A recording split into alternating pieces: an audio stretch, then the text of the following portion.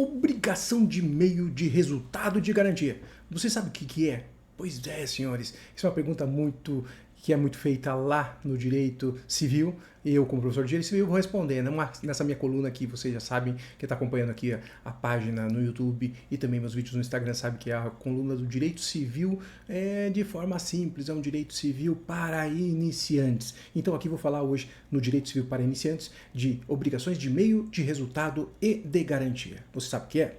Pois bem, o que é? Primeiro que nós temos que classificar de alguma forma as obrigações, tá? Nós temos que classificar as obrigações. Se você é aluno de direito, está lá aprendendo direito civil com seu professor, você vai ver que nós temos que classificar as obrigações de várias formas para saber, essa obrigação gera aquele efeito, tá? Então eu não uso um sapato para martelar um prego, eu uso um martelo para martelar um prego, correto? Então aqui também a obrigação, eu não posso querer pegar uma obrigação de garantia e dar um efeito de uma obrigação de meio. Então eu tenho que saber qual é a obrigação para depois saber dessa obrigação deve decorrer este efeito. Então não confunda um sapato com um martelo, tá bom? Então aqui nas obrigações de meio de resultado de garantia, dentro do direito obrigacional, eu vou aqui avaliar o comportamento do credor. O que eu estou esperando desse credor? O que ele se comprometeu comigo? E eu vou então diferenciar essas obrigações conforme o comportamento do devedor. Nesse caso, se ele tem que só entregar aqui a sua diligência e prudência, se ele tem, por outro lado, que não só colocar diligência e prudência, mas sim atingir um resultado, ou ainda, independentemente de sua diligência e prudência, ele está só garantindo o afastamento de um risco para o credor. E então é aí que você vê a diferenciação de obrigações de meio de resultado e de garantia. Vamos ver lá, primeiramente, a obrigação de meio, senhores. Vejam só, o que é uma obrigação de meio na minha tela? Ela é considerada de meio quando o devedor se compromete a utilizar de todos os meios e recursos disponíveis para a obtenção do resultado esperado pelo credor, mas não se compromete aqui a atingi-lo. Por isso que os irmãos Maziot, que são aí franceses, né, do século XVIII, eles falam ainda que é uma obrigação tecnicamente de diligência e prudência. O que eu quero dizer com isso? Veja, eu tenho que empregar todos os meios, mas eu não sei se eu vou conseguir atingir o resultado que você espera. E aqui nós temos os dois exemplos clássicos que seu professor vai te dar, você que está iniciando e né, quer fazer direito, quer só imaginar se fazer direito, enfim, o exemplo da responsabilidade civil médica e também da responsabilidade civil do advogado. Eu, Leonardo, como advogado, lá no contencioso, eu recebo um caso, pego uma procuração, faço uma contratação e vou defender meu cliente. Eu posso garantir o resultado? Você ganhará? Não, não posso fazer isso. Por quê? Porque eu tenho que tentar convencer o julgador do direito. Mas esse julgador pode ter uma visão contrária ao meu cliente. Além disso, a tese pode ser desfavorável ao meu cliente. Além disso, o cliente pode não ter conseguido trazer a testemunha que esperava trazer no processo. Então, eu perco o processo. Na realidade, a parte perde aquela causa por conta da ausência de provas. Vejam, eu deixarei de receber pelos meus serviços, tirando aqui honorários de sucesso. Se eu me comprometi a te defender, eu deixarei de receber os meus serviços só porque você não ganhou a sua ação, porque você foi para a cadeia? Não, senhores. Por quê? Porque aqui eu me comprometi a empregar todos os meios possíveis no estado da arte naquele momento para ganhar a ação para você. Então, todos os meios. Por isso, uma obrigação de meio, uma obrigação de diligência e de prudência, ok? Vamos ver agora a diferença para a obrigação de resultado. O que é uma obrigação de resultado? A obrigação de resultado, como vocês veem na tela, é aquela pela qual o credor espera que o devedor atinja um determinado resultado. Se ele, então, aqui o devedor promete, eu vou fazer com que você tenha esse resultado. Se esse devedor não consegue, então, alcançar esse resultado, automaticamente ele está descumprindo a obrigação com a presunção de sua culpa. Aqui uma chamada inversão do ônus da prova. E daí o melhor exemplo, já estava ali na tela, e você vai lembrar comigo, artigo 734 Código Civil. O dever do transportador. Veja só, quando você contrata um ônibus dentro da cidade, se você paga a tua passagem ali, passa o teu cartãozinho e vai querer sair do ponto A ao ponto B, você quer sair do centro, aqui na cidade de Curitiba, do terminal do Guadalupe, para ir para uma cidade da região metropolitana, por exemplo, Araucária, você paga a tarifa para sair do terminal de Guadalupe, quem é aqui de Curitiba sabe onde estou falando, ir até uma cidade da região metropolitana, que é a Araucária. Então, se o transportador não me entrega lá na cidade de Araucária, ele descumpriu o contrato, descumpriu a obrigação, porque o resultado que se esperava não era outro que não me deixar em Araucária. Por isso, uma obrigação de resultado. Então, o contrato tem que ser cumprido, a obrigação tem que ser cumprida daquela forma que foi convencionada. Se não for entregue daquela forma, não interessa. Já há o que? O presumido inadimplemento. Outro exemplo também clássico aqui que é trazido é o da cirurgia estética embelezadora. Veja, nós sabemos que o estado da arte das coisas hoje, né? Os cirurgiões estéticos estão tão aperfeiçoados que o nariz ele já consegue demonstrar como ficará a cirurgia de calvície. Eu também tô meio carequinha, né? Enfim, mas eu quero fazer uma cirurgia. A cirurgia ele já começa a demonstrar, já consegue demonstrar previamente como eu ficarei com o meu cabelinho já montadinho, novinho. Enfim, a menina, o menino, né? Enfim, dependendo dele, enfim, a menina vai chegar a colocar uns seios, a mulher quer colocar uma prótese nos seios, ele já começa, ele já sabe demonstrar. Então ali, na cirurgia denominada plástica de forma embelezadora, aquela eminentemente estética, a doutrina é unânime, o STJ segue nesse sentido, dizendo o seguinte: nesse caso nós temos uma obrigação de resultado. Se colocou a prótese de seio e ficou 10 para as 2, tá errado. Não tem como querer se desculpar, você não atingiu o resultado esperado. Ok, senhores? Então aqui, nesse caso, nós temos o que? Obrigação de resultado. Além disso, nós teríamos também aqui, vejam só, muito interessante, o caso de instalação de aparelho ortodôntico. Trago o precedente aí, o recurso especial, vejam, dá uma olhada nele, o 1.238.746. Aqui você quer então fazer uma melhoria na sua dentição, você instala o aparelho e espera que ao final você tenha a correção daquela dentição. Se não tem, houve o quê? Não atingimento do resultado. Então, a obrigação de resultado, ou aqui a obrigação de resultado, não foi atingida. Então vejam como é importante. Diferentemente da obrigação de meio, aonde eu tenho que comprovar a falta de diligência, a falta de prudência, então pesa sobre o credor, sobre a vítima, aqui a prova, e essa às vezes é difícil, como comprovar que o resultado foi ruim por culpa do médico, por culpa do advogado, enfim, é o mais difícil. Já na obrigação de resultado eu tenho uma inversão do ônus da prova, eu já presumo uma culpabilidade, e não, na realidade a maioria da ação baseada, responsável na forma baseada no risco, uma objetivação da responsabilidade, então a vítima tem uma posição mais confortável. Obrigação de resultado. Agora eu te faço uma pergunta aqui, para a gente já partir para obrigação de garantia e finalizar este tópico aqui do direito civil para iniciantes, direito às obrigações para iniciantes. Com relação ainda a obrigação de resultado.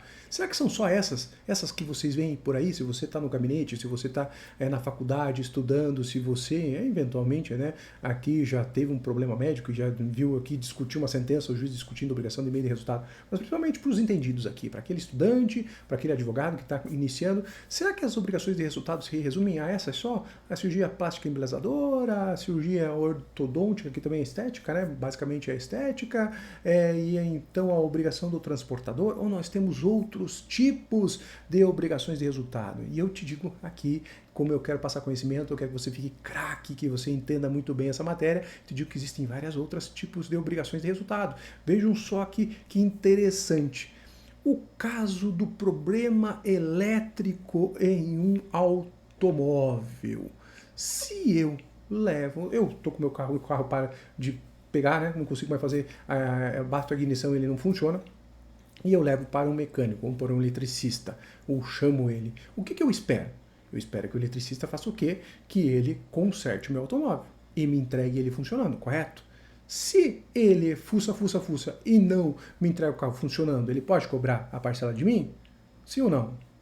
Não tem lógica, né? Por quê? Porque ele assumiu uma obrigação de resultado. Se o resultado não for atingido, ele não recebe. Então é diferente da obrigação do médico, que ele tenta colocar toda a diligência, toda a prudência, mas às vezes aspectos extracorpóreos, às vezes aspectos do próprio ser humano, às vezes a técnica ainda não está tão evoluída, ele não consegue debelar a doença do paciente.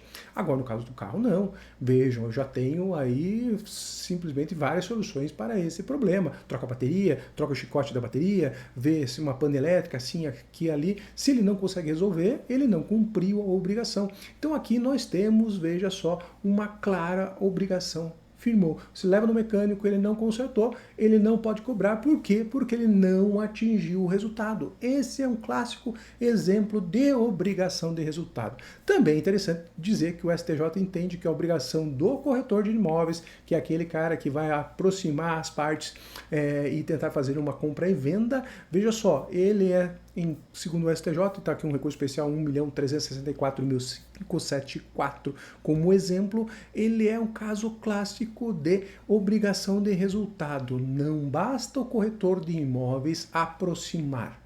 Além de aproximar, ele tem que concluir a negociação. A partir da aproximação e da conclusão da negociação, aí sim surge o direito dele de cobrar eventual comissão acertada com uma ou ambas as partes, ok? Então aqui, obrigação típica de resultado. Eu não tenho que só colocar minha diligência e minha prudência, mas além disso, concluir um negócio. Então é um exemplo de obrigação de resultado. Pois bem, senhores, pergunto para vocês aí, para a gente entrar na obrigação de garantia. Você conhecia outros exemplos? Se você conhece outros exemplos, se você quer se arriscar, deixa aí nos comentários, até para eu entender. Às vezes eu estou aqui tentando passar o conhecimento e você já está mais evoluindo ainda do que eu, e você consegue ver outros exemplos além desses para obrigações de resultado e também para obrigações de meio. Pergunto a você e já vou responder em outro momento. Me siga lá no Instagram, no Leonardo Agostini, né, o @LeonardoAgostini76. Me siga lá que eu vou responder se a perfuração de poço artesiano é uma obrigação de meio de resultado. Isso é uma perfuração, acontece muito aí no interior, né? Você que é do interior, me diga de onde que você está assistindo esse vídeo. Você que é do interior, já viu lá perfurar um poço artesiano para tirar uma aguinha potável? Pois bem, perfuração de poço artesiano gera obrigação de meio ou obrigação de resultado? Ok, senhores? Então me acompanha aqui no YouTube, na página Leonardo Agostini Advogado, e também vai lá me procurar no @LeonardoAgostini76 no Instagram, ok? Ficarei feliz em compartilhar com vocês o meu conhecimento. Para finalizar, você já ouviu falar de obrigação de garantia? Olha, essa só professor muito bom dá na graduação, tá? E eu sou um professor bom, eu gosto disso, sou Caxias, aprendi, apanhei e tive que aprender, enfim, e eu falo, só professor muito bom vai falar de obrigação de garantia. O que é a obrigação de garantia? Não tem muito segredo, você já viu ela, tá? Nesse tipo de obrigação, nós vemos que a prestação não consiste numa simples atividade diligente e honesta do devedor, tentando atingir o resultado, que é uma obrigação de meios, ou também na efetiva obtenção daquele resultado, que é a típica obrigação de resultado, mas sim o que consiste esta atividade do devedor. Ela consiste na eliminação de um risco que pesa sobre o devedor. Quer dizer o quê? Eliminar o risco significa aqui reparar as consequências da sua realização. Então aqui a obrigação de garantia visa o quê? Afastar risco, tirar do credor ou de quem está contratando um risco que pesaria sobre ele. Melhor exemplo, o exemplo mais fácil de todos que você não vai esquecer é o contrato de seguro. Por quê? No contrato de seguro, o que faz a seguradora? Cobra um prêmio de você, aquela mensalidade, aquele valor do seguro, e você paga esse prêmio automaticamente. A partir daquele momento, firmado o contrato, geralmente por um ano, você vai ficar coberto da possibilidade de, ocorrendo qualquer problema com o seu automóvel, com a sua casa, com a sua vida, se for um seguro de vida pessoal, você será então indenizado, ou sua família, no caso do seguro de vida pessoal, o seguro de vida, a sua família será indenizada, correto? Então ali nós temos obrigação de garantia. Veja que a seguradora retira de você esse risco. Você tinha o risco de perder o seu automóvel, assalto à mão armada e levar teu carro. Você tinha o risco de sua casa pegar fogo. A partir do momento em que você paga o seguro, o risco agora passa a ser de quem? Da seguradora. Então esse é um caso típico de exemplo, um exemplo típico de obrigação de garantia. Além dela, só para a gente finalizar aqui, senhores, nós temos ainda o contrato de fiança e também a indenização por vícios redibitórios. Porque lá no contrato de fiança, veja até o que fala lá o artigo 818, uma pessoa garante ao credor uma obrigação assumida. Pois bem, Quando eu faço lá, sou fiador, e o fiador contra a locação você sabe que é uma desgraça, né? E é muito usual e é uma desgraça, você tem que fugir como foge, o diabo foge da cruz. Enfim, a questão do fiador é, assinei o contrato de fiança, eu estou garantindo a obrigação do locatário, se for no caso da locação. Eu me comprometo a pagar as dívidas dele, me comprometo a pagar os aluguéis, me comprometo a pagar qualquer ressarcimento de qualquer prejuízo que eventualmente o proprietário ou locador tenha com aquele contratação. Então ali eu tenho uma obrigação de garantia. E também a indenização por vícios redibitórios. Isso aí para quem é do direito tem que saber, né? Veja só, eu estou aqui querendo eliminar o risco de a garantia aqui no contrato de compra e venda de que se eu vendi um bem, a pessoa vai poder usufruir daquele bem.